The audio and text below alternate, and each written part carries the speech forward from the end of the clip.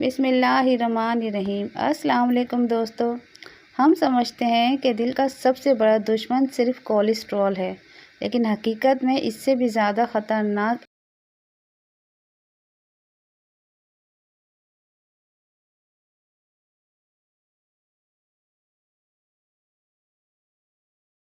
एक और चीज़ है, और वो है चीनी, यानी कि शुगर।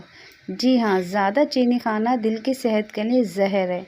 रिसर्च के मुताबिक जो लोग रोज़ ज़्यादा चीनी खाते हैं उन्हें दिल की बीमारी, ब्लड प्रेशर और मोटापे का ख़तरा दुगना होता है।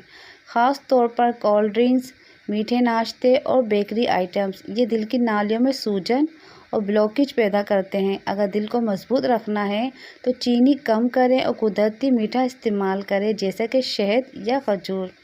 याद रखें दोस्तों, कोलेस्ट्रॉल से भी ज़्यादा ख़तरनाक है ज़्यादा चीनी। अपना दिल संभालें, अपनी ज़िंदगी बचाइए। उम्मीद करती हूँ आज की वीडियो आपको पसंद आई होगी। अगर अच्छी लगी तो प्लीज़ लाइक कर दे, कमेंट करके हौसला अफजाई करो। मेरे चैनल नयनतारा एल को सब्सक्राइब करना हरगिज़ ना भूलें। मिलते हैं नेक्स्ट वीडियो में। इस वक्त तक के लिए दे मुझे इजाज़त। अल्लाह हाफिज़।